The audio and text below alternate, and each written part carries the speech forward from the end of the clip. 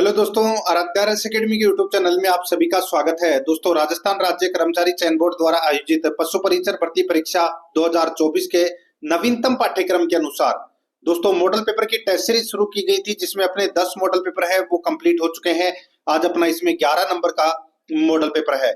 दोस्तों, कुल 150 प्रश्न इसमें शामिल किए गए हैं और हूबहू आपको ऐसा ही पेपर है वो परीक्षा में देखने को मिलेगा। दोस्तों, अगर आपने पिछले 10 मॉडल पेपर अगर नहीं देखे हैं तो दोस्तों आप प्लेलिस्ट में जाइए, वहां पे आपको फोल्डर मिल जाएगा पशु परिचर मॉडल पेपर 2024 के नाम से वहां फोल्डर बना हुआ है और उसका जो लिंक है वो आपको डिस्क्रिप्शन में भी मिल जाएगा। तो दोस्तों, आपको ये सभी मॉडल पेपरों के टेस्ट है वो परीक्षा में जाने से पहले देकर जाना है। करीबन दोस्तों 25 से 30 मॉडल पेपर है वो मैं आपको परीक्षा तक करवाऊंगा, इसलिए रोजाना आपको मेरे साथ में चलना है। एक साथ आप इतने सारे मॉडल पेपर है वो नहीं देख पाओगे। आराध्या अकेडमी के यूट्यूब चैनल को सब्सक्राइब जरूर करें, बेल आइकन को दबाएं, वीडियो को लाइक और अपने दोस्तों के पास में शेयर जरूर करें। और अगर आप पीछे हैं दोस्तों तो आप 3 या 4 मॉडल पेपरों का टेस्ट देकर रोजाना आप हमारे साथ में चल सकते हैं। और सिलेबस के अकॉर्डिंग दोस्तों ऑब्जेक्टिव क्लास है वो शुरू कर दी गई है, ठीक है। जैसे कि साइंस के जो टॉपिक है, पशुपालन के जो टॉपिक है, ठीक है, राजस्थान ज्योग्राफी के जो टॉपिक है वो सभी टॉपिक है वो मैं आपको यहाँ पे करवा रहा हूँ। आप प्ले लिस्ट में जाके देखिए, वहां पे अलग अलग फोल्डर मिल जाएंगे पशु परिचर के नाम से, तो वो क्लासेस जरूर देखें। देखिए यहाँ पे पहला प्रश्न है, निम्न में से कौन सा राजस्थान का अक्षांश विस्तार है? बताइए, राजस्थान का अक्षांश विस्तार ये तो सभी को पता होगा दोस्तों, 23 डिग्री 3 मिनट उत्तरी अक्षांश से 30 डिग्री 12 मिनट उत्तरी अक्षांश। ये है दोस्तों यहाँ पर ए नंबर का जो ऑप्शन है वो इसका बिल्कुल सही उत्तर हो जाएगा। सेकंड नंबर का प्रश्न है, 56 का मैदान स्थित है। बताइए कहां पर स्थित है? तो दोस्तों एक है 56 की पहाड़ियां जो बाड़मेर में, ठीक है। एक है 56 का मैदान, तो दोस्तों ये कहां पर है? तो ये प्रतापगढ़ और बांसवाड़ा के बीच का जो भाग है उसे 56 का मैदान कहते हैं। तो यहाँ पर डी नंबर का ऑप्शन बिल्कुल सही। आगे देखिए 3 नंबर का प्रश्न है, अरावली की निम्नलिखित पर्वत चोटियों को उनकी ऊंचाई के अवरोही क्रम में व्यवस्थित कीजिए। अवरोही क्रम में अपने को यहाँ पर क्या करना है? व्यवस्थित करना है। दोस्तों देखिए, गुरु शिखर, शेर, जरगा, अचलगढ़। तो दोस्तों देखिए जरगा से शुरू करेंगे अपन यहाँ पे, ठीक है। जरगा, अचलगढ़, कुंभलगढ़ और रघुनाथगढ़, ये क्रम है दोस्तों। यहाँ पे ए नंबर का जो ऑप्शन है वो इसका राइट आंसर हो जाएगा। जरगा की ऊंचाई दोस्तों 1431 मीटर है, ठीक है। और बात करूं मैं अचलगढ़ की, तो अचलगढ़ की दोस्तों 1380 मीटर है। और दोस्तों कुंभलगढ़ की ऊंचाई 1224 मीटर है। और यहाँ पे रघुनाथगढ़ है, रघुनाथगढ़ की ऊंचाई 1055 मीटर है, ठीक है। तो ये क्रम है अवरोही क्रम, तो यहाँ पर अपना इसमें right answer A number option हो जाएगा। 4 नंबर का प्रश्न इसमें देखिए, फुलवारी की नाल स्थित है। फुलवारी की नाल कहां पर है? तो दोस्तों ये उदयपुर में है। यहाँ पर ए नंबर का ऑप्शन बिल्कुल सही उत्तर हो जाएगा। 5 नंबर का प्रश्न है, अमृता देवी बिश्नोई पुरस्कार किस क्षेत्र में दिया जाता है? ये दिया जाता है दोस्तों वन्य जीव संरक्षण के क्षेत्र में, ये तो सभी को पता होगा। बी नंबर का ऑप्शन बिल्कुल सही। 6 नंबर का प्रश्न है, इसमें देखिए, राजस्थान के किस जलवायु प्रदेश में सवाना तुल्य सदाबहार वनस्पति पाई जाती है?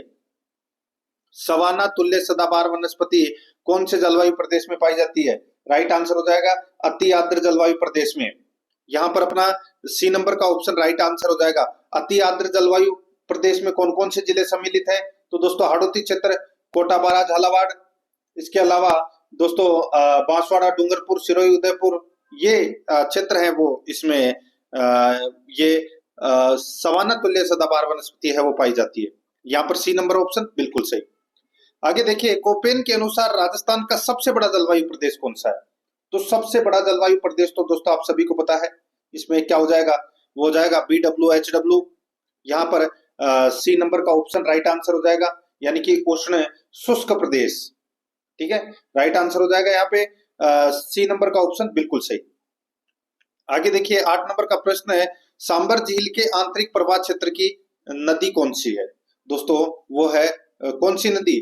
तो दोस्तों मेंढा नदी। मेंढा नदी को दोस्तों मंथा नदी भी बोलते हैं, ठीक है। मंथा नदी भी बोलते हैं या मेंथा भी बोल सकते हैं। तो यहाँ पर अपना इसमें राइट आंसर क्या हो जाएगा? सी नंबर का ऑप्शन बिल्कुल सही उत्तर हो जाएगा। और ये बैराट की पहाड़ियों से निकलती है। राइट आंसर यहाँ पर सी नंबर ऑप्शन बिल्कुल सही। 9 नंबर का प्रश्न है, गढ़सीसर सरोवर कहाँ है? सभी को पता होगा दोस्तों, राइट आंसर हो जाएगा इसमें जैसलमेर में है ये। बी नंबर ऑप्शन बिल्कुल सही।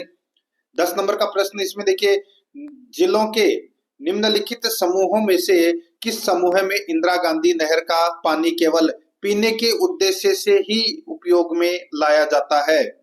बताइए, कौन से समूह में इंदिरा गांधी नहर परियोजना का पानी केवल पीने के उद्देश्य से ही उपयोग में लाया जाता है? दोस्तों, इसका जो राइट आंसर हो जाएगा वो है इसमें झुंझुनू, सीकर, नागौर और बाड़मेर में। इन दोस्तों 4 जिलों के अंदर इसका जो पानी है वो सिर्फ पेयजल के लिए उपयोग में लाया जाता है। राइट आंसर हो जाएगा यहाँ पे ए नंबर का ऑप्शन बिल्कुल सही, सिंचाई के लिए नहीं। ठीक है, आगे देखिए यहाँ पे 11 नंबर का प्रश्न है, सूची फर्स्ट को सूची सेकंड से सुमेलित करना है। दोस्तों सूची फर्स्ट में देखिए सिंचाई परियोजना है, सूची सेकंड में जिला है। अब यहाँ पे देखिए दोस्तों, ये गागरीन सिंचाई परियोजना है, ये कहाँ पर है? तो दोस्तों ये झालावाड़ में है। कहाँ पर है? झालावाड़ में है ये गागरीन सिंचाई परियोजना, और ये आहू नदी पर बनाई गई है। ठीक है, ताकली सिंचाई परियोजना, तो दोस्तों ये तकली नदी पर बनाई गई है, और ये कहाँ पर है? तो ये कोटा में है। ल्यासी परियोजना है, ये दोस्तों ल्यासी नदी पर बनाई गई है, और ये बारा में है। ठीक है, चाकन परियोजना है, ये दोस्तों चाकन नदी पर बनाई गई है, और ये बूंदी में है। तो यहाँ पर अपना इसमें राइट आंसर क्या हो जाएगा? 4 3 2 1। कूट भाषा की अगर मैं बात करूं तो यहाँ पे 4 3 2 1, यानी कि 1 नंबर का जो ऑप्शन है वो इसका बिल्कुल सही।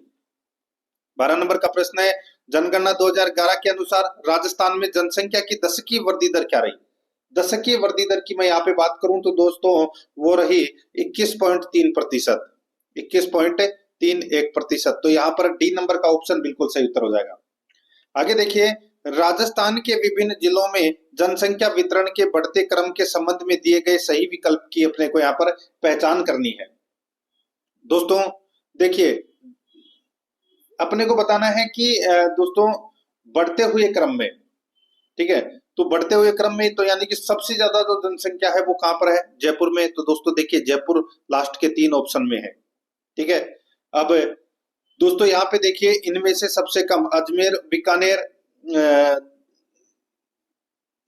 देखिए यहाँ पे बीकानेर की जनसंख्या है वो लगभग दोस्तों 23 लाख, 23.5 लाख के आसपास है। ठीक है, उसके बाद में दोस्तों अजमेर की है दोस्तों करीबन लगभग 26 लाख के समथिंग है, और जोधपुर की दोस्तों 37 लाख के आसपास है, और जयपुर की सर्वाधिक है वो है दोस्तों 66 लाख। तो यहाँ पर अपना इसमें राइट आंसर ए नंबर का ऑप्शन हो जाएगा। आगे देखिए, 14 नंबर का प्रश्न है, पूर्व पश्चिम गलियारा राजस्थान के निम्नलिखित में से किस जिले से नहीं गुजरता है? पूर्व पश्चिम गलियारा राजस्थान के निम्नलिखित में से किस जिले से नहीं गुजरता है? तो यहाँ पर इसका राइट आंसर हो जाएगा वो है झालावाड़ से नहीं गुजरता है। डी नंबर का जो ऑप्शन है वो इसका बिल्कुल सही उत्तर हो जाएगा, झालावाड़ से। ठीक है, आगे देखिए, यहाँ पे 15 नंबर का प्रश्न है, राजस्थान का निम्न में से कौन सा हवाई अड्डा नागरिक व सैन्य दोनों सेवाओं के लिए प्रयुक्त होता है? राजस्थान का निम्न में से कौन सा हवाई अड्डा नागरिक व सैन्य दोनों सेवाओं के लिए प्रयुक्त होता है? तो इसका राइट आंसर हो जाएगा वो है रातानाडा हवाई अड्डा, जोधपुर। तो यहाँ पर अपना इसमें सी नंबर ऑप्शन सही।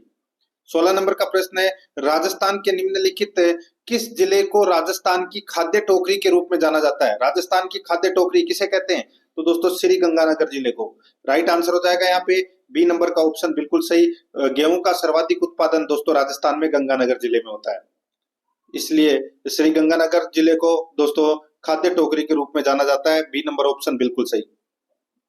17 नंबर प्रश्न है, राजस्थान में गैर पारंपरिक ऊर्जा स्रोतों से ऊर्जा उत्पन्न करने में निम्न में से कौन सी नोडल एजेंसी है? बताइए दोस्तों, गैर पारंपरिक ऊर्जा स्रोतों से ऊर्जा उत्पन्न करने वाले दोस्तों अपने को बताना है कि कौन सी नोडल एजेंसी है, करने वाली नोडल एजेंसी कौन सी है? दोस्तों इसका राइट आंसर हो जाएगा राजस्थान अक्षय ऊर्जा निगम लिमिटेड। यहाँ पर डी नंबर का ऑप्शन बिल्कुल सही उत्तर इसमें हो जाएगा। 18 नंबर का प्रश्न है, सूची फर्स्ट को सूची सेकंड से सुमेलित करना है। सूची फर्स्ट में दोस्तों उद्योग दे रखा है और सूची सेकंड में स्थान दे रखा है। राजस्थान स्टेट केमिकल वर्क्स कहां पर है? ये दोस्तों ये डीडवाना में है। कहां पर है? डीडवाना में। हाईटेक ग्लास फैक्ट्री कहां पर है? तो दोस्तों ये धौलपुर में है। मेवाड़ शुगर मिल लिमिटेड ये कहां पर है? तो दोस्तों ये भोपाल सागर में है। और जेके सीमेंट वर्क्स ये दोस्तों कहां पर है? तो ये निम्बाहेड़ा में है। ठीक है, तो यहाँ पर अपना इसमें राइट आंसर क्या हो जाएगा दोस्तों, ये तो सारे के सारे सही सुमेलित है, यानी कि इस प्रश्न का जो राइट आंसर हो जाएगा 1 2 3 4 हो जाएगा। कूट भाषा की अगर मैं बात करूं तो दोस्तों यहाँ पे सी नंबर का ऑप्शन बिल्कुल सही उत्तर हो जाएगा।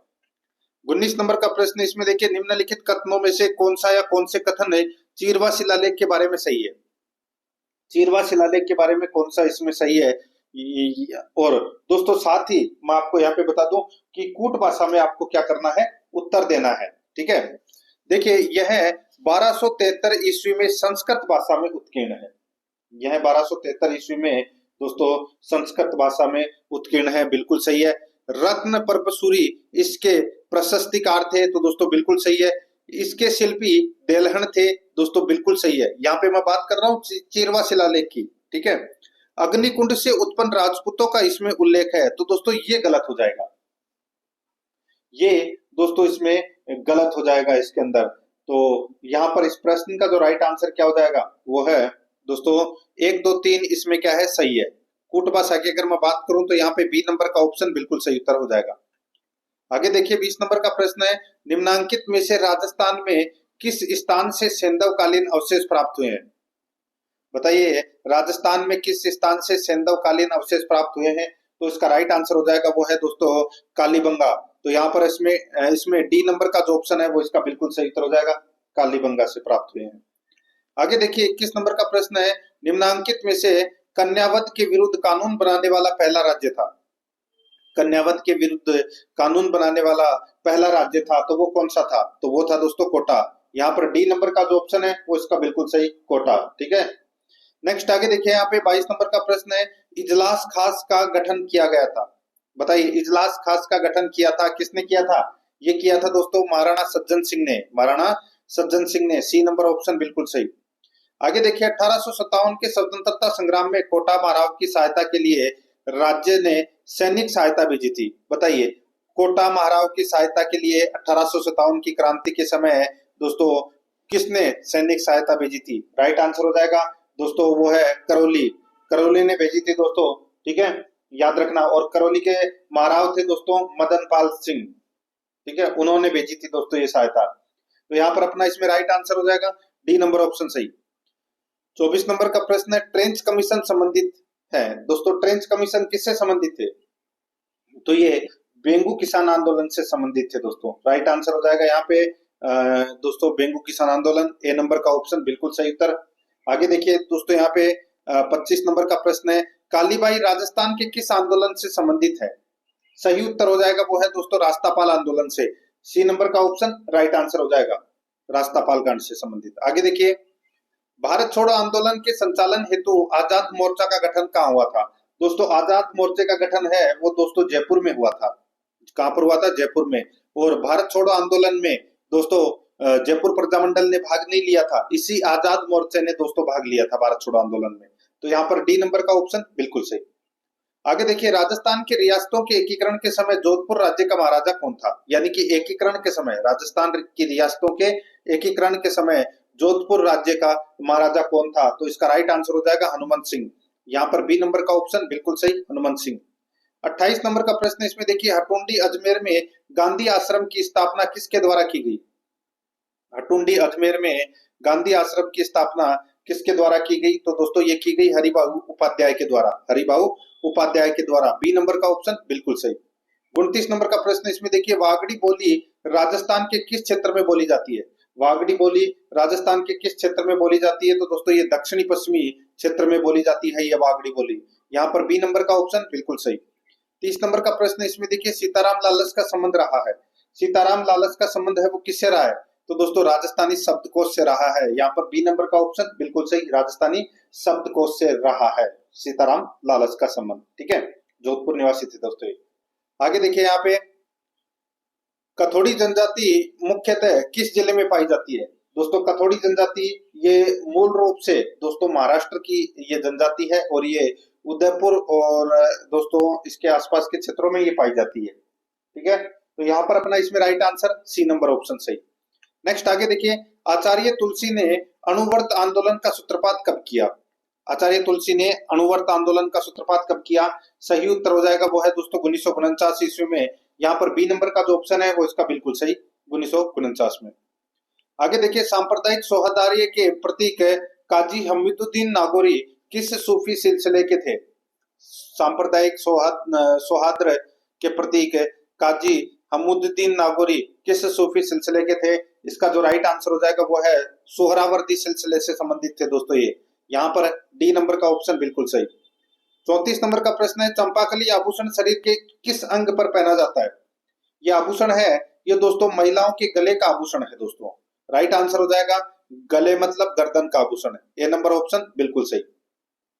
आगे देखिए, 35 नंबर का प्रश्न है, राजस्थान के मेवाड़ क्षेत्र में पुरुषों की पगड़ी क्या कहलाती है? तो दोस्तों पुरुषों की जो पगड़ी है वो क्या कहलाती है? तो वो दोस्तों पगड़ कहलाती है मेवाड़ में। ठीक है, ए नंबर ऑप्शन बिल्कुल सही, पगड़। आगे देखिए, मरुभूमि के लोकगीत उनकी किस भावना के परिचायक हैं? बताइए किस भावना के परिचायक हैं? तो दोस्तों देखिए, उमंग के, वियोग के, हृदय की पीड़ा के। राइट आंसर हो जाएगा समस्त वर्णित विकल्प, डी नंबर का ऑप्शन बिल्कुल सही। 37 नंबर का प्रश्न, निम्नलिखित में से कौन सा वाद्य यंत्र बाकी तीन से अलग है? दोस्तों वो है इसमें देखिए मशक, शहनाई और अलगोजा। ठीक है, ये तीनों सुशीर वाद्य यंत्र की श्रेणी में आते हैं। ठीक है, जो फूंक कर बजाए जाते हैं। और यहाँ पे जो ये खड़ताल है ये दोस्तों घन वाद्य यंत्र है। क्या है? घन वाद्य यंत्र। तो यहाँ पर अपना इसमें right answer A number option हो जाएगा। 38 नंबर का प्रश्न है, 12 में स्थित किस मंदिर में देवी की पीठ की पूजा होती है? बताइए, देवी की पीठ की पूजा है वो दोस्तों कहाँ होती है? राइट आंसर हो जाएगा दोस्तों ब्राह्मणी माता का मंदिर कहाँ पर है? 12 में।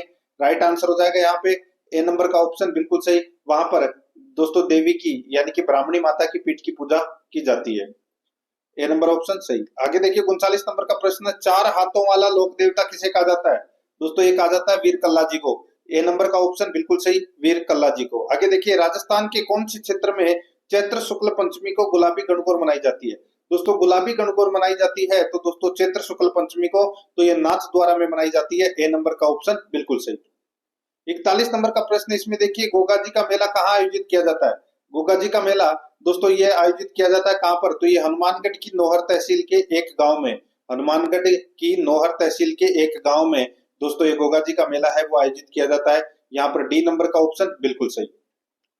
42 नंबर का प्रश्न, इसमें देखिए ब्लू पोट्री किसका एक पारंपरिक शिल्प है? ब्लू पोट्री किसका एक पारंपरिक शिल्प है? तो दोस्तों इसका सही उत्तर हो जाएगा वो है दोस्तों इसमें जयपुर का। यहाँ पर ए नंबर का ऑप्शन बिल्कुल सही, जयपुर का। ठीक है, और कृपाल सिंह शेखावत को दोस्तों इस कला के लिए अंतर्राष्ट्रीय पहचान दिलाई है ब्लू पोट्री को, और इनको कई पुरस्कार भी मिले हैं। राइट आंसर हो जाएगा यहाँ पे ए नंबर ऑप्शन सही उत्तर। आगे देखिए, किसके शासनकाल में किशनगढ़ शैली को स्वतंत्र स्वरूप प्राप्त हुआ? तो किशनगढ़ शैली को स्वतंत्र स्वरूप प्राप्त हुआ तो दोस्तों राजा सावंत सिंह के काल में प्राप्त हुआ था दोस्तों। यहाँ पर डी नंबर का ऑप्शन बिल्कुल सही उत्तर हो जाएगा। नेक्स्ट आगे देखिए, यहाँ पे उस स्मारक का नाम बताइए जिसे 1198 ईस्वी में सुल्तान गौरी ने एक मस्जिद में परिवर्तित करवाया था। दोस्तों आप सभी को पता होगा कि विग्रहराज चतुर्थ ने एक संस्कृत पाठशाला का निर्माण करवाया था जिसका नाम था दोस्तों कंठभरण। ठीक है, कंठभरण ये संस्कृत पाठशाला थी दोस्तों। इसको तुड़वाकर कुतुबुद्दीन ऐबक ने दोस्तों एडाइलिन के झोपड़े का निर्माण करवाया था। तो यहाँ पर अपना इसमें राइट आंसर क्या हो जाएगा? बी नंबर का जो ऑप्शन है वो इसका बिल्कुल सही उत्तर इसमें हो जाएगा। 45 नंबर का प्रश्न है, गंभीरी तथा बेडक नदियों के संगम पर कौन सा किला स्थित है? तो दोस्तों बताइए कौन सा किला स्थित है? सही उत्तर हो जाएगा यहाँ पे चित्तौड़गढ़ का किला, सी नंबर ऑप्शन बिल्कुल सही। 46 नंबर प्रश्न है, जल महल किस झील के मध्य स्थित है? दोस्तों राइट आंसर हो जाएगा कहां पर है जल महल? तो दोस्तों ये जयपुर में है। ठीक है, तो यहाँ पर इसमें राइट आंसर हो जाएगा ये मानसागर झील के मध्य स्थित है जल महल। तो यहाँ पर अपना इसमें right answer A number option सही उत्तर हो जाएगा। 47 नंबर का प्रश्न है, दाऊदी बोहरा समाज का पवित्र स्थान गलियाकोट दरगाह राजस्थान के किस जिले में स्थित है? दाऊदी बोहरा समाज का पवित्र स्थान गलियाकोट दरगाह कहाँ पर है? तो दोस्तों ये डूंगरपुर में है। यहाँ पर ए नंबर का ऑप्शन बिल्कुल सही, डूंगरपुर में। नेक्स्ट आगे देखिए, 48 नंबर का प्रश्न, सूची फर्स्ट को सूची सेकंड से सुमेलित करना है। बताइए नौटंकी कहाँ की प्रसिद्ध है? तो दोस्तों नौटंकी है ये धौलपुर, भरतपुर और डीग की प्रसिद्ध है। रम्मत कहाँ की प्रसिद्ध है? तो दोस्तों रम्मत बीकानेर की प्रसिद्ध है। तमाशा दोस्तों, तमाशा कहाँ का प्रसिद्ध है? तो तमाशा जयपुर का प्रसिद्ध है। और तुर्रा कलंगी ख्याल है ये दोस्तों मेवाड़ की प्रसिद्ध है। तो यहाँ पर अपना इसमें राइट आंसर क्या हो जाएगा? देखिए कूट भाषा में अपने को उत्तर देना है, तो 4-1-2-3 अपना, सॉरी 4-2-3-1 अपना इसमें राइट आंसर हो जाएगा, 4-2-3-1, यानी कि अपना इसमें बी नंबर का जो ऑप्शन है वो इसका बिल्कुल सही उत्तर इसमें हो जाएगा। 49 नंबर का प्रश्न इसमें देखिए, निम्न में से राज्य का कौन सा लोक नृत्य प्रसिद्ध तौर पर स्नेक चार्मर डांस के नाम से जाना जाता है? निम्न में से राज्य का कौन सा लोक नृत्य प्रसिद्ध तौर पर स्नेक चार्मर डांस से जाना जाता है? राइट आंसर हो जाएगा वो है कालबेलिया। यहाँ पर सी नंबर का ऑप्शन बिल्कुल सही, कालबेलिया। 50 नंबर का प्रश्न इसमें देखिए, निम्नलिखित में से किस वर्ष में जयपुर शहर को यूनेस्को के विश्व धरोहर स्थलों में शामिल किया गया था? निम्नलिखित में से किस वर्ष में जयपुर शहर को यूनेस्को के विश्व धरोहर स्थलों में शामिल किया गया? सही उत्तर हो जाएगा दोस्तों इसमें वो है 2019 में। तो यहाँ पर सी नंबर का ऑप्शन बिल्कुल सही उत्तर इसमें हो जाएगा, याद रखना दोस्तों। ये मैंने आपको जो 50 प्रश्न अभी करवाए हैं, ये 50 प्रश्न राजस्थान कला संस्कृति इतिहास और राजस्थान ज्योग्राफी से संबंधित थे। अब अपन जो प्रश्न पढ़ने जा रहे हैं, ये प्रश्न दोस्तों 25 प्रश्न है, ये जनरल साइंस से संबंधित प्रश्न है, वो पढ़ रहे हैं। ठीक है दोस्तों, आराध्या रस एकेडमी के यूट्यूब चैनल को अगर आपने अभी तक सब्सक्राइब नहीं किया तो सब्सक्राइब जरूर करें, बेल आइकन को दबाएं, वीडियो को लाइक नहीं किया तो फटाफट वीडियो को लाइक करें और अपने दोस्तों के पास में शेयर जरूर करें। दोस्तों, पशु परिचर के सिलेबस के अकॉर्डिंग पार्ट वाइज, जैसे राजस्थान भूगोल के जो जो टॉपिक सिलेबस में दे रखे हैं, है ना, उन टॉपिकों के टॉपिक वाइज प्रश्न है, उसी के साथ जनरल साइंस यानी कि सामान्य विज्ञान के जो जो टॉपिक दे रखे हैं उनके भी टॉपिक वाइज, और साथ ही पशुपालन के जो जो टॉपिक दे रखे हैं उनके भी दोस्तों टॉपिक वाइज प्रश्नों की तो सीरीज स्टार्ट कर दी जा चुकी है, और भी दोस्तों 3-4 और रहेंगे तो वो भी मैं आपको करवा दूंगा। आप प्ले लिस्ट में जाइए तो वहां पे आपको अलग अलग फोल्डर मिल जाएंगे। ठीक है, पशु परिचर सामान्य विज्ञान टॉपिक वाइज प्रश्न है, पशु परिचर भाग ब टॉपिक वाइज प्रश्न है, पशु परिचर राजस्थान भूगोल टॉपिक वाइज प्रश्न है। तो ये अभी जो नवीनतम पाठ्यक्रम आया था उस पाठ्यक्रम के अनुसार ये क्लासेस शुरू की गई है। ज्यादा बड़ा सिलेबस नहीं है, आप 10 से 15 दिन के अंदर आसानी से कवर कर सकते हैं। और साथ ही दोस्तों एक चीज मैं आपको बता देता हूँ, मॉडल पेपर का ज्यादा से ज्यादा आपको टेस्ट देना है। आप प्ले लिस्ट में जाओगे तो वहां पे आपको फोल्डर मिल जाएगा, राजस्थान पशु परिचर मॉडल पेपर 2024 के नाम से वहां फोल्डर मिल जाएगा आपको, और उसका जो लिंक है वो आपको डिस्क्रिप्शन में भी मिल जाएगा। तो ज्यादा से ज्यादा आपको मॉडल पेपर का टेस्ट देकर जाना है और ज्यादा से ज्यादा सुनने की कोशिश करना है आपको। ठीक है, और पूरा का पूरा मॉडल पेपर देखना है आपको। देखिए यहाँ पे सूची फर्स्ट को सूची सेकंड से सुमेलित करना है, जनरल साइंस से संबंधित प्रश्न है ये। ठीक है, देखिए सूची फर्स्ट में धातु है, सूची सेकंड में गुणधर्म है। यहाँ पर देखिए सोडियम का गुणधर्म दोस्तों कौन सा है? तो वो है दोस्तों चाकू से आसानी से काटा जा सकता है, चाकू से आसानी से काटा जा सकता है। और सोडियम की जगह अगर लिथियम होता तो दोस्तों तो भी ये भी चाकू से आसानी से काटा जा सकता है। ठीक है, तो यहाँ पे एक का क्या हो जाएगा? डी। पारे का क्या हो जाएगा दोस्तों? पारे का कमरे के ताप पर द्रव, कमरे के ताप पर द्रव। चांदी का क्या हो जाएगा दोस्तों? ये विद्युत का अच्छा सुचालक है। और सीसा लेड ये उष्मा का कुचालक है। तो यहाँ पर इस प्रश्न का जो राइट आंसर क्या हो जाएगा वो है डी बी ए सी, डी बी ए सी, डी बी ए सी। ये देखिए सी नंबर का जो ऑप्शन है वो अपना इसमें सही उत्तर हो जाएगा। आगे देखिए पारा यानी कि Hg धातु का मुख्य अयस्क है तो वो क्या है? तो वो है दोस्तों सिनेबार। क्या है? Cinnabar, cinnabar. तो यहाँ पर अपना इसमें बी नंबर का ऑप्शन बिल्कुल सही, सिनेबार। आगे देखिए यहाँ पे 53 नंबर का प्रश्न है, निम्न में से कौन सा कथन सत्य है? कौन सा कथन इसमें सत्य है वो अपने को दोस्तों यहाँ पर बताना है। यहाँ पर आप देख सकते हैं इसके अंदर दोस्तों, देखिए ब्लीचिंग पाउडर एक फीका पीला पाउडर है, बिल्कुल सही बात है। और देखिए दोस्तों यहाँ पे सूखा देखिए सूखा NH3 गैस लाल लिटमस को नीले रंग में बदल देता है, बिल्कुल सही है। वर्षा जल का पीएच मान 7 के करीब होता है, ये भी बिल्कुल सही है। अम्ल वर्षा का पीएच मान 5.6 के करीब होता है, ये भी बिल्कुल सही है। दोस्तों इसमें सारे के सारे कथन है वो इसमें क्या है, सत्य है। तो यहाँ पर इस प्रश्न का जो राइट आंसर हो जाएगा वो हो जाएगा दोस्तों डी नंबर का ऑप्शन बिल्कुल सही, उपरोक्त सभी। आगे देखिए दोस्तों, एल्यूमिनियम सल्फेट का रासायनिक सूत्र क्या है? एल्यूमिनियम सल्फेट का रासायनिक सूत्र क्या है दोस्तों? यहाँ पर आप देख सकते हैं, देखिए वो है Al2SO4 3। तो यहाँ पर है सी नंबर का जो ऑप्शन है वो इसका राइट आंसर हो जाएगा Al2SO4 और 3। ठीक है, ये सूत्र है। यहाँ पर सी नंबर का ऑप्शन बिल्कुल सही उत्तर हो जाएगा। आगे देखिए यहाँ पे 55 नंबर का प्रश्न है, यदि लेंस द्वारा देखने पर अक्षरों का आकार छोटा दिखाई देता है तो वह लेंस क्या है? बताइए कौन सा लेंस है वो? तो दोस्तों तो वह उत्तल लेंस है। क्या है? उत्तल लेंस। तो यहाँ पर अपना इसमें right answer B number option सही उत्तर, उत्तल अवतल लेंस। ठीक है, आगे देखिए, वह क्षैतिज दोष जो आंख की कॉर्निया की वक्रता के क्षैतिज तथा ऊर्ध्वाधर तलों में भिन्न होने के कारण उत्पन्न होता है कहलाता है। वह क्षैतिज दोष जो आंख की कॉर्निया की वक्रता के क्षैतिज तथा ऊर्ध्वाधर तलों में भिन्न होने के कारण उत्पन्न होता है कहलाता है। तो दोस्तों वो क्या कहलाता है? तो वो कहलाता है एस्टिग्मेटिज्म। एस्टिग्मेटिज्म कहलाता है। यहाँ पर बी नंबर का ऑप्शन बिल्कुल सही। 57 नंबर का प्रश्न इसमें देखिए, प्रकाश की एक किरण एक अवतल दर्पण पर इसकी मुख्य अक्ष के समानांतर आपतित की जाती है। परावर्तन के पश्चात यह, बताइए, प्रकाश की एक किरण एक अवतल दर्पण पर इसकी मुख्य अक्ष के समानांतर आपतित की जाती है। परावर्तन के पश्चात यह दोस्तों मुख्य फोकस से गुजरेगी। तो यहाँ पर अपना इसमें राइट आंसर हो जाएगा, मुख्य फोकस से ये क्या करेगी? गुजरेगी। ठीक है, नेक्स्ट आगे देखिए, यहाँ पे नेत्र लेंस पर एक अपारदर्शी झिल्ली बन गई है। नेत्र लेंस पर एक अपारदर्शी झिल्ली बन गई है जो कि दृष्टि पर प्रतिकूल प्रभाव डालती है।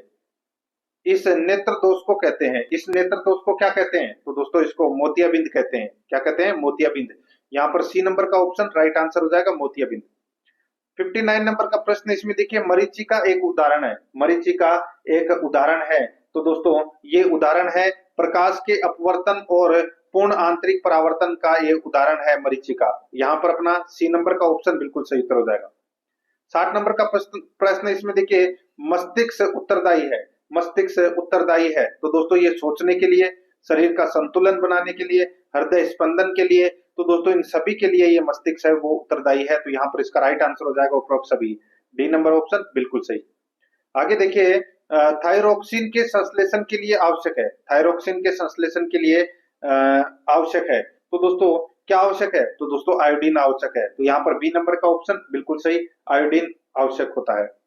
आगे देखिए 62 नंबर का प्रश्न है, निम्न में से HIV, हेपेटाइटिस बी, गोनेरिया और ट्राइकोमोनियसिस से संबंधित सत्य कथन है। बताइए, अच्छा प्रश्न है ये भी।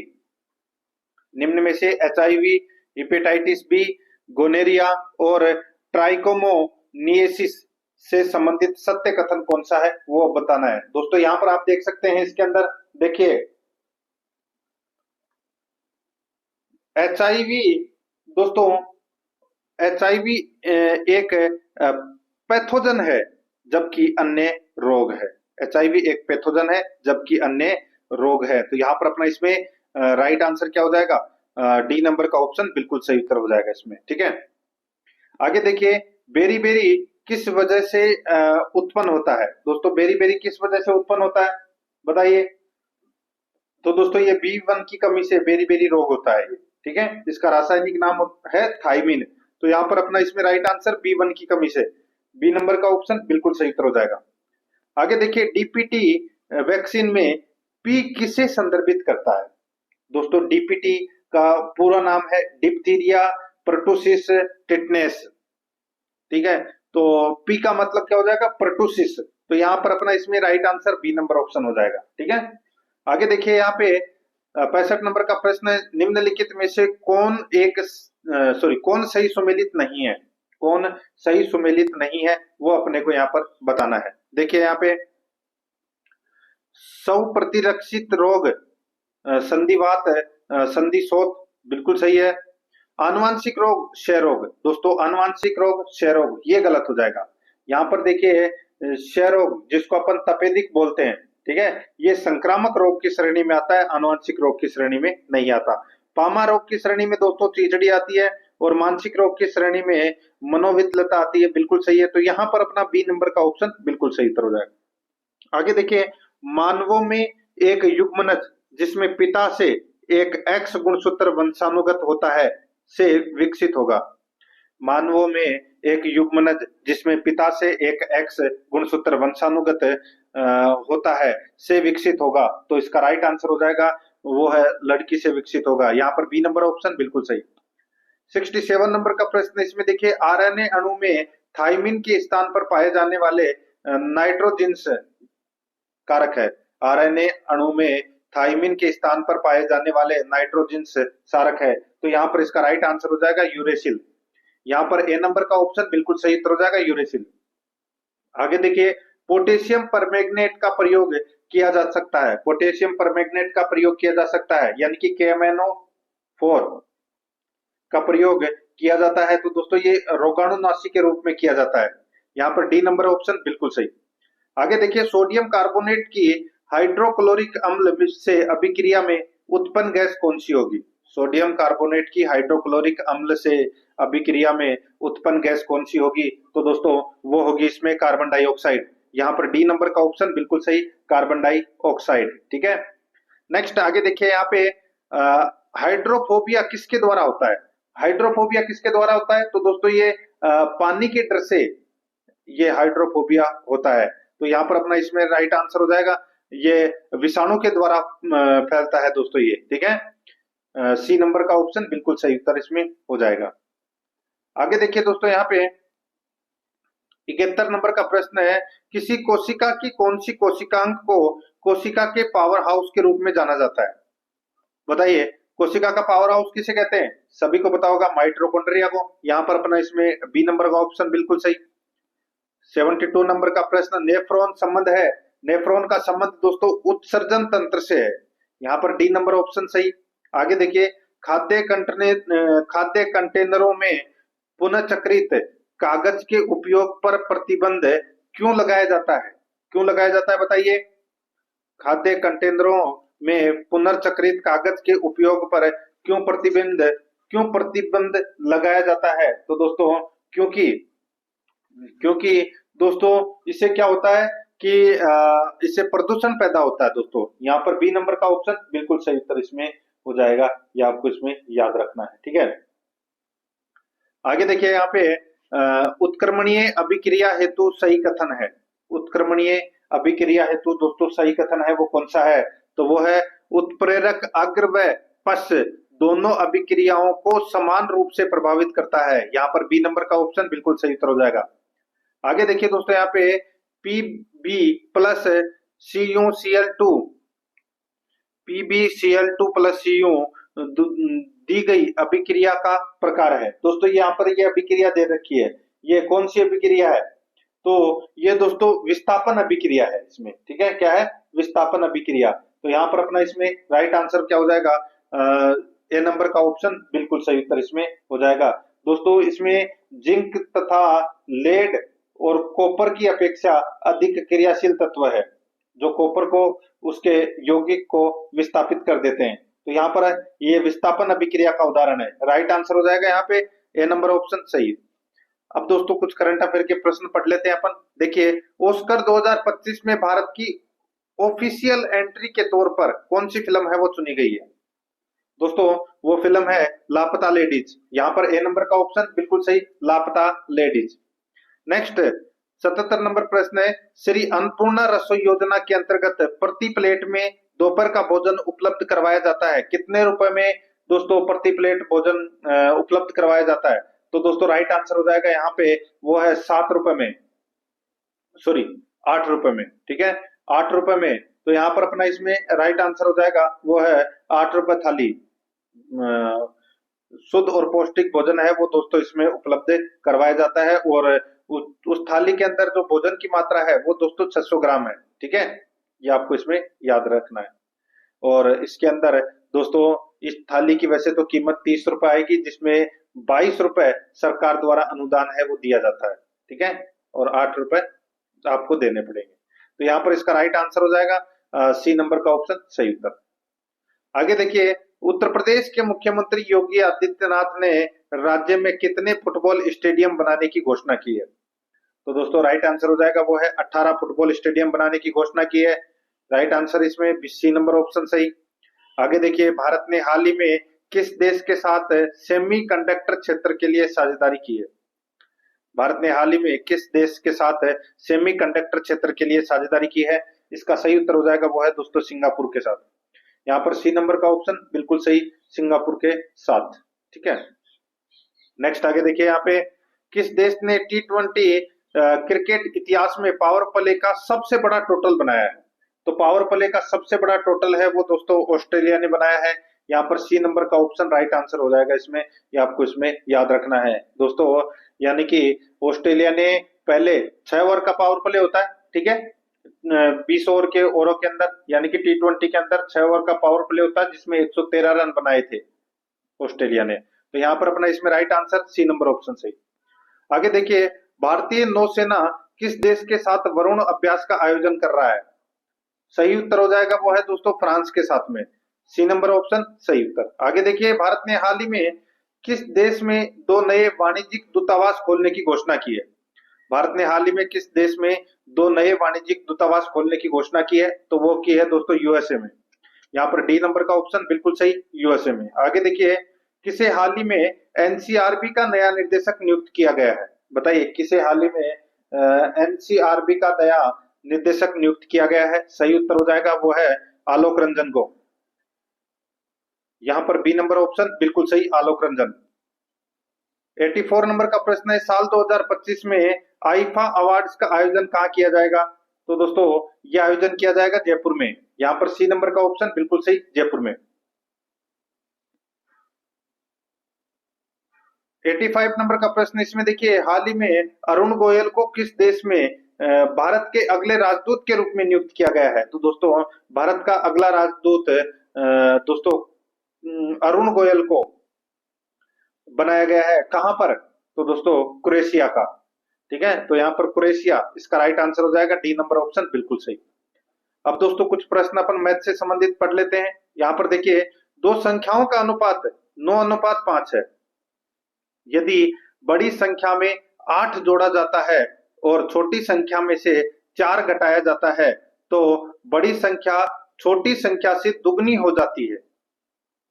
तो बड़ी संख्या छोटी संख्या से दुगनी हो जाती है, तो वह बड़ी संख्या निम्न में से कौन सी है? ऑप्शन उठा के देख लीजिए, सीधा सा है भाई। सबसे पहले तो आप ये चेक कीजिए कि 9 का भाग किस में जा रहा है यहाँ पर, ठीक है। तो यहाँ पर देखिए 104 के अंदर 9 का भाग जा रहा है क्या? तो दोस्तों नहीं जा रहा, ठीक है, तो काट दीजिए। देखिए यहाँ पे 9 फिर कितने बचे दोस्तों? यहाँ पे 6 सॉरी 5, 9 6 है 54, तो इसमें जा रहा है 144 में जा रहा है। तो दोस्तों अब यहाँ पे देख लीजिए इसके अंदर और किसी के अंदर भी जा रहा है क्या? और किसी के अंदर नहीं जा रहा है। देखिए यहाँ पे 144 आ रहा है, तो मैंने यहाँ पे ऑप्शन उठा लिया 144। अब दोस्तों यहाँ पर देखिए 144 में आप 9 का भाग दीजिए, ठीक है। तो यहाँ पर आप देखिए कितना आ रहा है,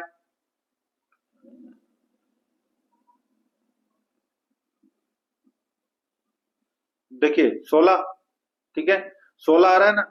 तो यहाँ पे 16 इंटू 9 144, अब 16 इंटू 5 करोगे तो 16 पंजे 80। तो ये देखिए दोस्तों, ये हो गया अपना इसमें 144 और 80 आ गया, ये अनुपात आ गया अपना, ठीक है। अब यदि बड़ी संख्या में 8 जोड़ा जाता है, तो बड़ी संख्या में यदि 8 जोड़ा जाता है तो दोस्तों कितने हो जाएंगे? 144 में अगर आप 8 जोड़ोगे तो कितने हो जाएंगे? 152। कितने हो जाएंगे? 152। और छोटी संख्या में से 4 घटाया जाता है, तो दोस्तों यहाँ पे क्या कीजिए, 80 में से 4 घटाइए तो कितने बचे? 76, ठीक है। अब 76 का डबल 152 हो रहा है क्या? तो हो रहा है। तो दोस्तों अपना सही उत्तर क्या हो जाएगा? तो बड़ी संख्या इसमें 144 है, बी नंबर ऑप्शन बिल्कुल सही। आगे देखिए, दो संख्याएं तीसरी संख्या से क्रमशः 20% और 40% अधिक है। पहली और दूसरी संख्या का अनुपात अपने को यहाँ पर ज्ञात करना है। दोस्तों सीधा सा है, देखिए दो संख्याएं तीसरी संख्या से क्रमशः 20% यानी कि ये 120 है और ये दोस्तों 140 है और ये 100 है। समझ में आ गया? यानी कि तीसरी संख्या से पहली संख्या 20% अधिक है और दूसरी संख्या 40% अधिक है, यानी कि 1 है, 2 और ये 3। ठीक है, तो अब यहाँ पे देखिए पहली और दूसरी संख्या का अनुपात क्या होगा भाई? 20 से काट दीजिए, ये 6 बार गया और ये कितनी बार? 7 बार, तो 6:7 हुआ कि नहीं हुआ? राइट आंसर हो जाएगा यहाँ पे ए नंबर ऑप्शन बिल्कुल सही।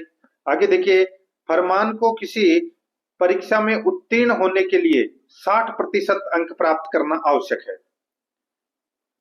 उसने 60 अंक प्राप्त किए और 60 अंकों से अनुत्तीर्ण हो गया। ठीक है, यानी कि 120 बराबर 60% अंक है। ठीक है, तो दोस्तों सीधा सा है,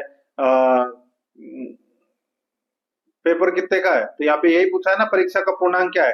तो सीधा सा है 120 में 60 का भाग दे दीजिए, 1% निकल कर आ जाएगा दोस्तों, कितना? 2। ठीक है, 1% बराबर 2, तो 100% बराबर कितना हो जाएगा? 200। तो यहाँ पर डी नंबर का ऑप्शन बिल्कुल सही, 200। नेक्स्ट आगे देखिए, यहाँ पे 15 वस्तुओं का क्रय मूल्य 12 वस्तुओं के विक्रय मूल्य के बराबर लाभ या हानि प्रतिशत है। सीधा सा दोनों में गैप कितने का है? तो दोस्तों दोनों में कितने का? 3 का गैप है, बटे 12 इंटू 100। बस क्या करना है आपको? इसमें इसको काटना है, इसको आप काट लीजिए दोस्तों। तो देखिए 300 के 12 और 4 से 100 कितनी बार कटा? 25 बार। तो यहाँ पर इसका राइट आंसर हो जाएगा दोस्तों 25% लाभ हो जाएगा इसमें। ठीक है, क्या हो जाएगा? 25% लाभ। तो इसका राइट आंसर डी नंबर का ऑप्शन बिल्कुल सही उत्तर हो जाएगा। आगे देखिए, यहाँ पे एक खराब वस्तु जिसका मूल्य 1200 रुपए है, ठीक है, को 15% हानि पर बेचा जाता है, को 15% हानि पर बेचा जाता है। यदि मूल्य में और 5% की कमी की जाती है तो उसका विक्रय मूल्य क्या होगा?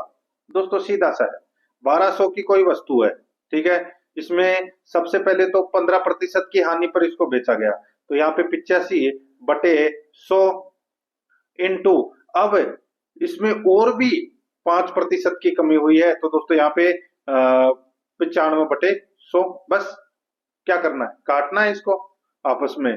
दोस्तों आप काट लीजिए, जैसे ये 5 से 19 बार गया, तो ये गया 20 बार। ठीक है, ये 5 से गया 17 बार और ये गया दोस्तों 20 बार। अब दोस्तों यहाँ पर देखिए, 0 से ये 0 कट गया, ये 0 से ये 0 कट गया। ठीक है, 2 से ये कट गया 6 बार और 2 से ये कट गया दोस्तों 3 बार, यानी कि 3 इंटू 17 कितने होते हैं? 51, और 51 इंटू 19 कर लीजिए, आपका राइट आंसर आ जाएगा कितना? तो दोस्तों 51 इंटू 19 करोगे तो दोस्तों ये आ जाएगा 969। ठीक है, राइट आंसर 969 रुपए। यहाँ पर बी नंबर का ऑप्शन बिल्कुल सही उत्तर हो जाएगा। आगे देखिए, 91 नंबर का प्रश्न है, कितने प्रतिशत वार्षिक चक्रवर्ती ब्याज की दर से कोई धन 2 वर्ष में अपने का 36 बटे 25 गुना हो जाएगा? 36 बटे 25 गुना हो जाएगा कोई धन, ठीक है, 2 वर्ष में अपने का। तो दोस्तों यहाँ पर अपने को प्रतिशत बताना है, वार्षिक कितने प्रतिशत वार्षिक चक्रवर्ती ब्याज की दर बताना है। ठीक है दोस्तों, अब यहाँ पर आप देख सकते हैं कि ये 36 को अपन इसमें 6/5 लिख सकते हैं, बिल्कुल लिख सकते हैं। तो दोस्तों इसमें क्या होगा? देखिए इसमें अपने को 1 प्लस दर बटे स्क्वायर ये वाला सूत्र लगेगा। तो यहाँ पे दोस्तों देखिए, इसमें दोनों में गैप कितने का है? तो दोस्तों इसमें 1 का गैप है। ठीक है, तो यहाँ पर इसमें दोस्तों 20%, 1/5 इंटू 100, तो इसमें 20% आएगा दोस्तों राइट आंसर। ए नंबर ऑप्शन बिल्कुल सही, 20% दर होगी। आगे देखिए, किसी धन पर 2 वर्ष का साधारण ब्याज 160 है। किसी धन पर 2 वर्ष का साधारण ब्याज 160 है, तो 1 वर्ष का कितना हुआ? 80 रुपए। जबकि उसी दर पर 2 वर्ष का चक्रवर्ती ब्याज 164 है, तो ब्याज की दर क्या है? तो दोस्तों सीधा सा है, यहाँ पर देखिए 80 का आप निकाल के देखिए, यानी कि अपने को सीधा सा है भाई, अगर ये 80 है, कोई जैसे कि कोई वस्तु है, आप ऑप्शन उठा के भी करोगे ना तो ऑटोमेटिक आपके पास में ये आंसर निकल कर आ जाएगा। ठीक है, तो यहाँ पर देखिए जैसे कि यहाँ पे 160 है, ठीक है, वो मान लिया अपन ने 2 वर्ष का साधारण ब्याज। ठीक है, तो इसमें चक्रवर्ती ब्याज में तो पहले साल का ब्याज है वो जुड़ जाएगा, फिर निकलेगा। तो यहाँ पर देखिए दोनों का अंतर कितने का हो रहा है, तो दोस्तों दोनों का अंतर 4 का हो रहा है। तो यहाँ पे 4 इंटू 2 इंटू 100 बटे 160, बस कुछ नहीं करना, काट लो इसको। ये 4 से कितनी बार कटा? 4 बार। तो ये कितनी बार कटा? 2 बार। तो 5 10 में 2 का भाग दोगे तो कितना आएगा? 5। तो यहाँ पर ए नंबर का ऑप्शन बिल्कुल सही। आगे देखिए यहाँ पे कितने प्रतिशत प्रति वर्ष की साधारण ब्याज दर पर 1800 की राशि 10 वर्षों में 2700 हो जाएगी? बताइए दोस्तों, यहाँ पे मूलधन दे रखा है 1800, समय दे रखा है 10 वर्ष, मिश्र धन दे रखा है 2700। ठीक है, अब दोस्तों अपने को ब्याज निकालना है, तो ब्याज निकालेंगे तो ब्याज कितना आ जाएगा? 2700 में से 1800 गए तो कितना? 900 ब्याज आ जाएगा। अब दोस्तों दर निकालनी है तो ब्याज इंटू 100 बटे मूलधन इंटू समय, बस। तो यहाँ पर 900 ब्याज इंटू 100 बटे मूलधन इंटू समय, मूलधन कितना है? 1800, और दोस्तों समय कितना है? 10 वर्ष। बस क्या करना है? काटना है। 900 से ये कितनी बार कट गया? 2 बार। ठीक है, 10 से 100 कितनी बार कट गया? तो 10 बार। ठीक है, 10 में 2 का भाग दिया, कितना आया? 5। तो यहाँ पर B number option right answer हो जाएगा। 94 नंबर का प्रश्न, इसमें देखिए 8% प्रति वर्ष साधारण ब्याज की दर पर निवेशित एक्स पर 5 वर्ष का ब्याज उतना ही है जितना कि 7.5 साधारण वार्षिक ब्याज दर पर 6 वर्षों के लिए निवेशित राशि y पर। तो x अनुपात y है वो अपने को यहाँ पर ज्ञात करना है। दोस्तों देखिए इसमें आपको ज्यादा कुछ नहीं करना, यहाँ पर देखिए दे रखा है 8% इंटू एक्स इंटू 5 बटे 100। ठीक है, और दूसरा कितने का दे रखा है? y का। तो दोस्तों y का दे रखा है इसमें y इंटू 7.5 इंटू 6 बटे 100, बस इसको आप काट लीजिए। तो इसको काटोगे कैसे? तो दोस्तों देखिए 100 से 100 कट गया। अब यहाँ पे कितना आएगा?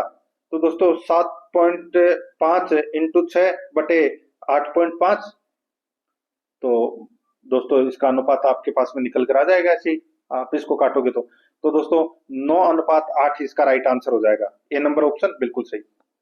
95 नंबर का प्रश्न है, दो संख्याओं का अनुपात 3:7 है, यदि प्रत्येक संख्या में 6 जोड़ दें तो यह अनुपात 5:9 हो जाता है, कौन सी संख्याएं हैं?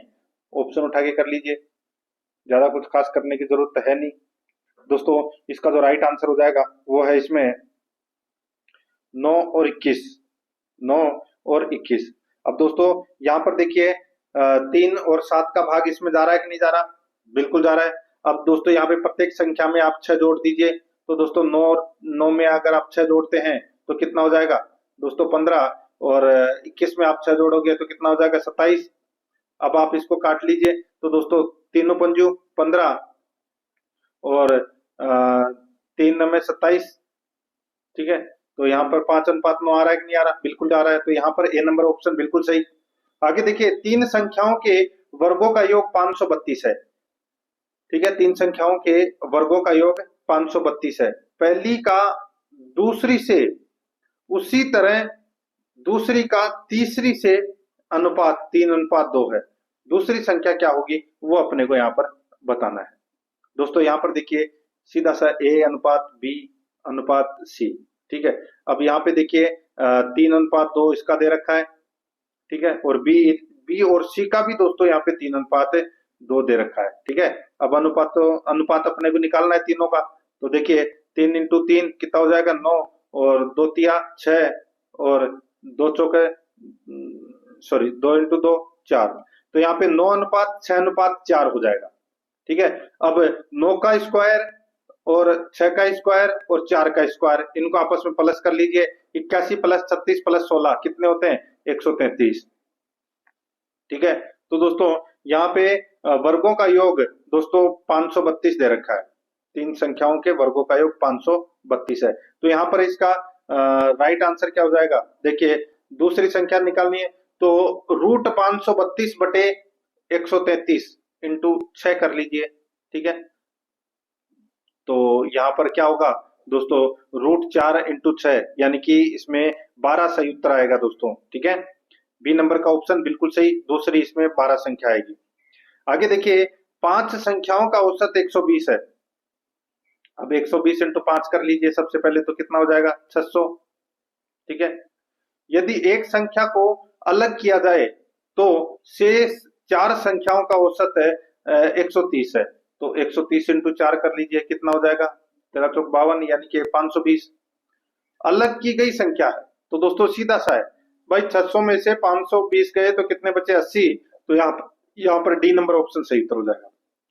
98 नंबर का प्रश्न है, इसमें देखिए यदि निम्न 6 प्रेक्षणों x + 2, x + 5, x + 8, x + 11, x + 14 और x + 17 का औसत है 12.5 है, तो प्रथम 3 प्रेक्षणों का औसत कितना है वो अपने को यहाँ पर ज्ञात करना है। तो प्रथम 3 प्रेक्षेपण कौन कौन से हैं? x + 2, x + 5 और x + 8 बटे 3। तो दोस्तों यहाँ पे इनको जोड़ोगे 8 और 5 13 और 2 15, ठीक है। तो यहाँ पे 3 तो x हो गए प्लस 15 बटे 3, ठीक है। तो यहाँ पर क्या आ जाएगा दोस्तों? यहाँ पर देखिए 3 × 15 यानी कि x + 5, ठीक है। तो यहाँ पर दोस्तों कट गया 5 बार, ठीक है। तो यहाँ पर दोस्तों 3 + 5 आ जाएगा कितने? 8, ठीक है। कितना आ जाएगा इसमें? 8। तो यहाँ पर अपना इसमें सी नंबर का ऑप्शन राइट आंसर। आगे देखिए दो संख्याओं का एलसीएम 96 है और उनका मैसअप है 8 है। यदि दोनों संख्याओं में से एक 32 है तो दूसरी संख्या ज्ञात कीजिए।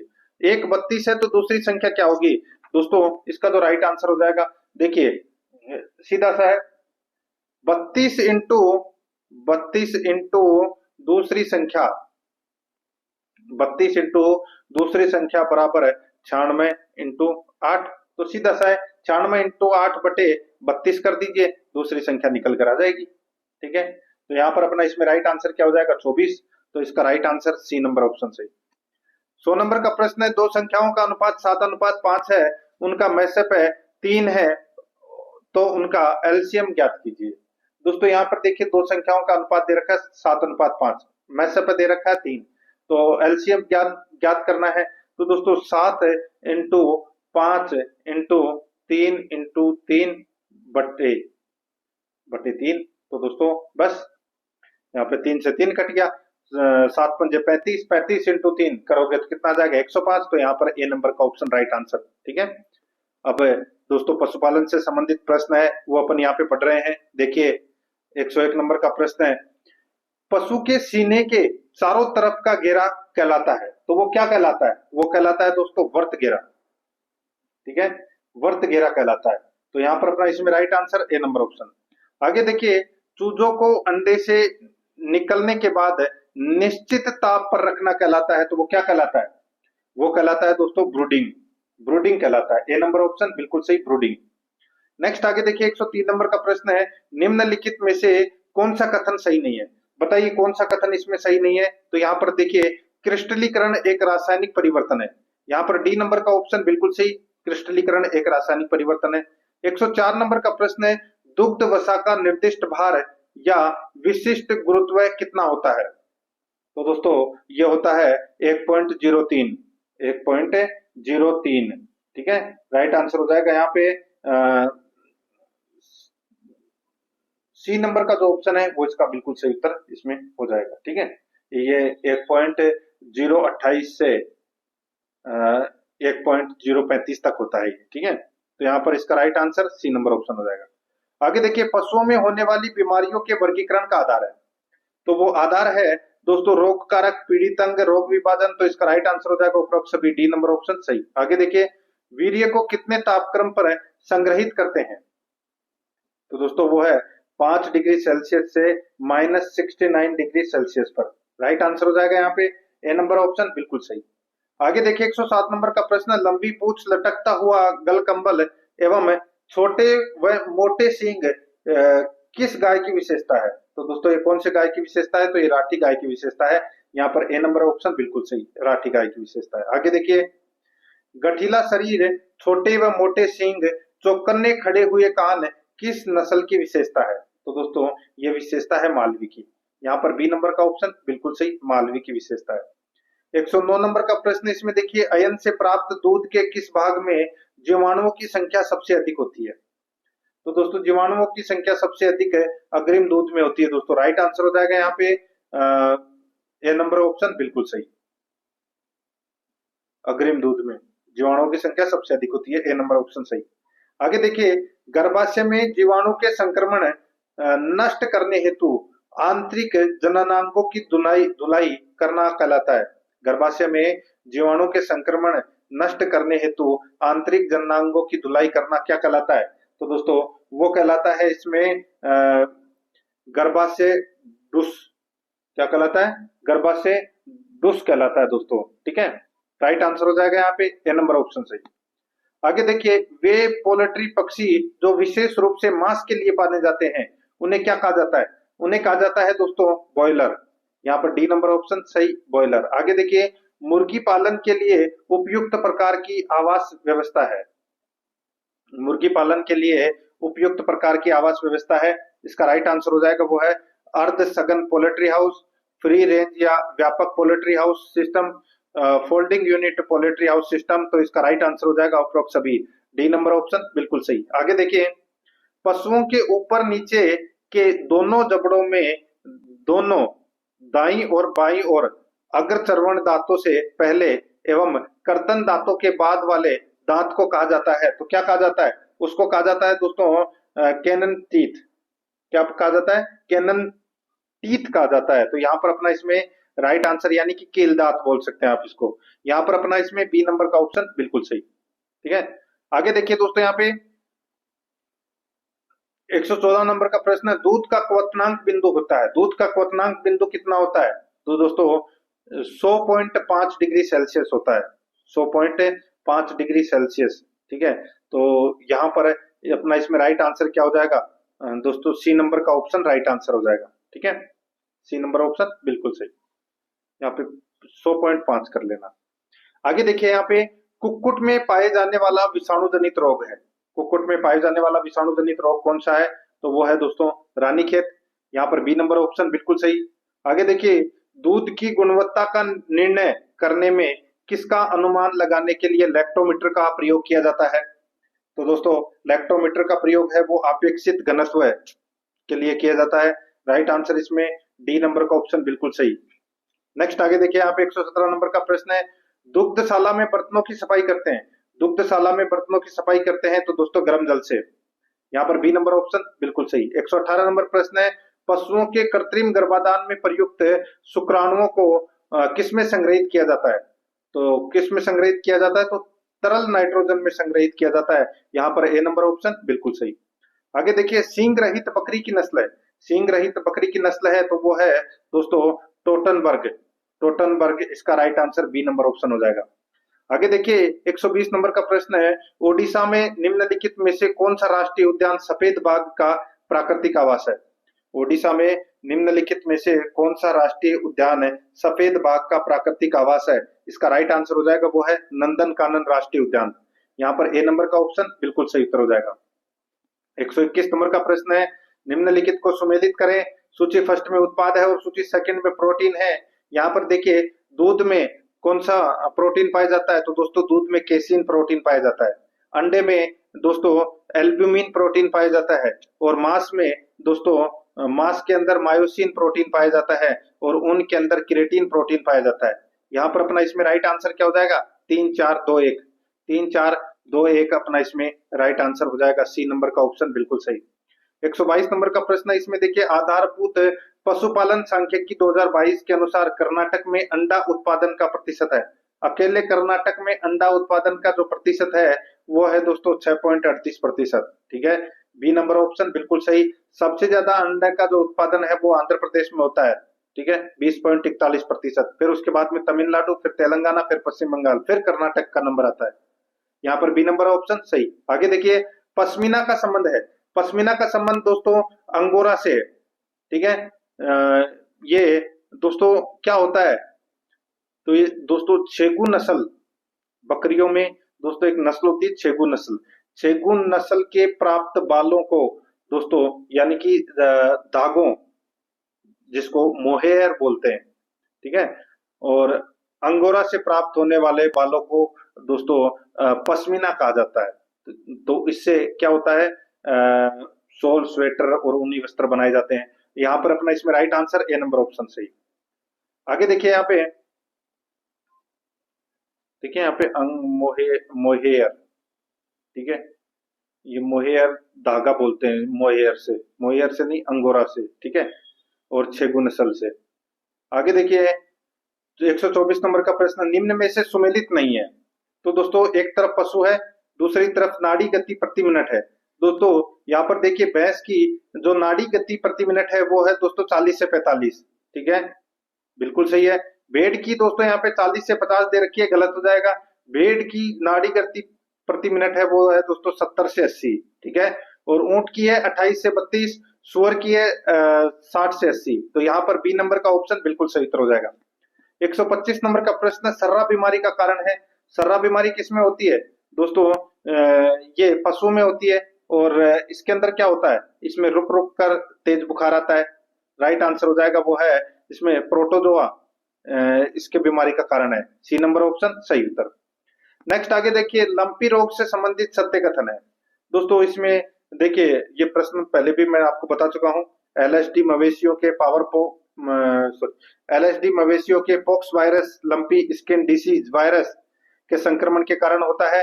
यह रोग मुख्य रूप से पशुओं के बीच मच्छरों और मक्खियों जैसे कीड़ों के काटने से फैलता है। तीसरा, इस रोग में पशुओं की त्वचा में गांठे या गांठदार चकत्ते बन जाते हैं। तो दोस्तों इसका राइट आंसर हो जाएगा उपरोक्त सभी। डी नंबर ऑप्शन बिल्कुल सही। आगे देखिए आफरा रोग संबंधित है। दोस्तों आफरा रोग किससे संबंधित है? ये संबंधित है दोस्तों रूमेन में गैस इकट्ठी होने से, यानी कि दूषित भोजन के खाने से दोस्तों और गीला ज्यादा भोजन खाने से दोस्तों पशुओं में आफरा आ जाता है। ठीक है, यानी कि उसमें दोस्तों गैस इकट्ठी हो जाती है, अपशिष्ट गैस। ठीक है, राइट आंसर हो जाएगा यहाँ पे दूषित गैस बोल सकते हैं। तो यहाँ पर ए नंबर ऑप्शन बिल्कुल सही। आगे देखिए पशु प्लेग रोग में प्रभावित अंग है। पशु प्लेग रोग में प्रभावित अंग है तो वो कौन सा है? तो दोस्तों आहार नाल। यहाँ पर ए नंबर ऑप्शन सही। आगे देखिए मुर्गियों में चेचक रोग का रोग कारक है। चेचक रोग का रोग कारक है वो क्या है? तो इसका राइट आंसर हो जाएगा वो है इसमें बोरेलियोटा एवियम। बी नंबर का ऑप्शन बिल्कुल सही। आगे देखिए निम्न में से किस रोग में पशुओं में कैल्शियम का स्तर कम हो जाता है? बताइए किस रोग में पशुओं में कैल्शियम का स्तर कम हो जाता है? सही उत्तर हो जाएगा वो है दोस्तों दुग्ध ज्वर में। यहाँ पर बी नंबर ऑप्शन सही। आगे देखिए पशुओं के छालों एवं गांवों पर लगाया जाता है। पशुओं के छालों एवं गांवों पर लगाया जाता है तो दोस्तों कपूर, फिटकरी, बोरिकम्ल। तो इसका राइट आंसर हो जाएगा उपरोक्त सभी। डी नंबर ऑप्शन बिल्कुल सही। आगे देखिए पिंजरा प्रणाली के अंतर्गत प्रचलित पिंजरे की किस्में हैं। तो दोस्तों इसका जो सही उत्तर हो जाएगा वो है दोस्तों tier step, triple deck, flat deck. तो इसका राइट आंसर हो जाएगा उपरोक्त सभी। डी नंबर ऑप्शन बिल्कुल सही। आगे देखिए दूध का तापमान ज्ञात किया जाता है। दोस्तों दूध का तापमान ज्ञात किया जाता है, ये फ्लोटिंग डेयरी थर्मामीटर से किया जाता है। ए नंबर ऑप्शन बिल्कुल सही। आगे देखिए निम्नलिखित में से कौन सा राष्ट्रीय उद्यान कश्मीरी हिरण का प्राकृतिक आवास है? तो इसका राइट आंसर हो जाएगा वो है दाचीग्राम राष्ट्रीय उद्यान। ये कश्मीरी हिरण का प्राकृतिक आवास है जम्मू कश्मीर में। यहाँ पर सी नंबर ऑप्शन बिल्कुल सही। आगे देखिए दूध के प्राकृतिक अम्लता के कारक हैं, दूध के प्राकृतिक अम्लता के कारण है कारक है, तो वो है दोस्तों फास्फेट, साइट्रेट लवण, एल्यूमिन। तो इसका राइट आंसर हो जाएगा उपरोक्त सभी, डी नंबर ऑप्शन बिल्कुल सही। आगे देखिए, दुग्ध पाश्चुरीकरण की निम्न ताप दीर्घकाल विधि में दूध को गर्म किया जाता है। तो दोस्तों दूध को गर्म किया जाता है तो ये 145 डिग्री फारेनहाइट पर 30 मिनट तक गर्म किया जाता है, ए नंबर ऑप्शन बिल्कुल सही। 137 नंबर का प्रश्न है, रावी किस पशु की नस्ल है? रावी कौन से पशु की नस्ल है? दोस्तों राइट आंसर हो जाएगा इसमें, ये भैंस की नस्ल है दोस्तों, ठीक है। रावी, मुर्रा, सूरती, बदावरी, मेहसाणा, ये क्या है? भैंस की नस्ल है, बी नंबर ऑप्शन सही उत्तर। आगे देखिए, मशीन द्वारा दुग्ध दोहन विधि का दोष क्या है? दोस्तों मशीन द्वारा दुग्ध दोहन विधि का जो दोष है वो क्या है? तो वो है, यदि मशीन समय पर बंद नहीं हुई तो दोस्तों खून भी निकल आएगा। तो यहाँ पर अपना इसमें सी नंबर का ऑप्शन राइट आंसर। आगे देखिए, भारत में कौन सा वन्यजीव अभ्यारण्य अत्यधिक लुप्त प्राय ग्रेट इंडियन बस्टर्ड का घर है? तो दोस्तों वो है डेजर्ट राष्ट्रीय उद्यान, यहाँ पे राष्ट्रीय मरु उद्यान की बात की जा रही है, बी नंबर का ऑप्शन बिल्कुल सही उत्तर हो जाएगा, ठीक है। नेक्स्ट आगे देखिए, दूध का निर्जमीकरण किया जाता है, दूध का निर्जमीकरण किया जाता है तो दोस्तों ये वसा को कम करने के लिए किया जाता है, बी नंबर का ऑप्शन बिल्कुल सही।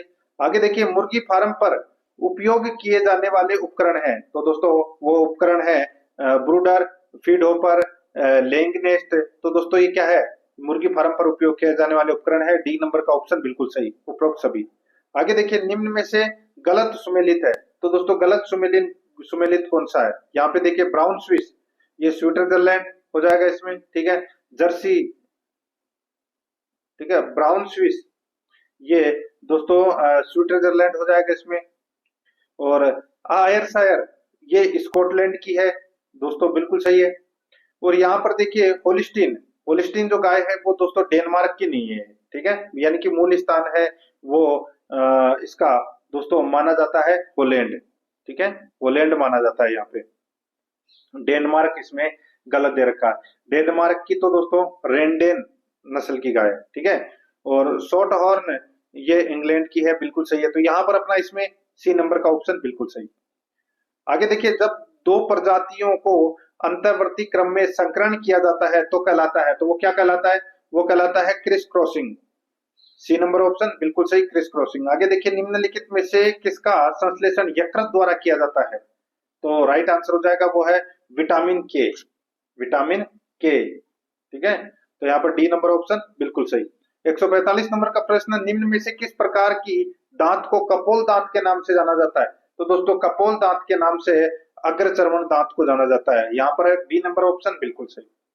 आगे देखिए, यहाँ पे बारबरी व टोगेनबर्ग प्रजाति है, तो दोस्तों राइट आंसर हो जाएगा वो है, ये बकरी की प्रजाति है दोस्तों, ठीक है, टोगेनबर्ग और बारबरी, ठीक है, ए नंबर ऑप्शन सही। आगे देखिए, भैंस की कौन सी नस्ल अधिकतम वसा वाला दूध देती है? तो वो देती है दोस्तों बदावरी नस्ल, यहाँ पर बी नंबर ऑप्शन बिल्कुल सही। आगे देखिए, जुगाली करने वाले पशुओं में यथार्थ आमाशय होता है, सही उत्तर हो जाएगा दोस्तों वो है इसमें एबोमेसम, यहाँ पर डी नंबर का ऑप्शन बिल्कुल सही, एबोमेसम। आगे देखिए, निम्नलिखित में से शरीर के पाचन तंत्र का भाग नहीं है, निम्नलिखित में से शरीर के पाचन तंत्र का भाग नहीं है, तो वो है दोस्तों प्लीहा, प्लिया नहीं है, बी नंबर का ऑप्शन बिल्कुल सही, प्लीहा। आगे देखिए, निम्न में से कौन सा विटामिन रक्त का थक्का बनने के लिए जिम्मेदार होता है? कौन सा विटामिन रक्त का थक्का बनने के लिए जिम्मेदार होता है? तो यहाँ पर इसका राइट आंसर हो जाएगा वो है दोस्तों विटामिन के, यहाँ पे के लगा लेना, ठीक है। ये डी, ये सी, ये ए, ठीक है। तो यहाँ पर के विटामिन है, ये रक्त का थक्का बनने के लिए जिम्मेदार है, तो यहाँ पर दोस्तों आप डी ऑप्शन कर लेना, ठीक है, विटामिन के। तो दोस्तों इसी के साथ मैंने आपको ये 11 नंबर का मॉडल पेपर है वो कंप्लीट करवा दिया है, पशु परिचर भर्ती परीक्षा का फुल मॉडल पेपर है ये, और आपने टेस्ट दिया होगा, तो पेपर कैसा लगा कमेंट में जरूर बताएं। और अगर आपने पिछले मॉडल पेपर नहीं देखे हैं तो वो जरूर देखें, डिस्क्रिप्शन में आपको लिंक मिल जाएगा। आराध्या रेस एकेडमी के यूट्यूब चैनल को सब्सक्राइब नहीं किया तो सब्सक्राइब जरूर करें, बेल आइकन को दबाएं, वीडियो को लाइक और अपने दोस्तों के पास में शेयर जरूर करें। मिलते हैं दोस्तों नेक्स्ट क्लास में। जय हिंद, जय भारत।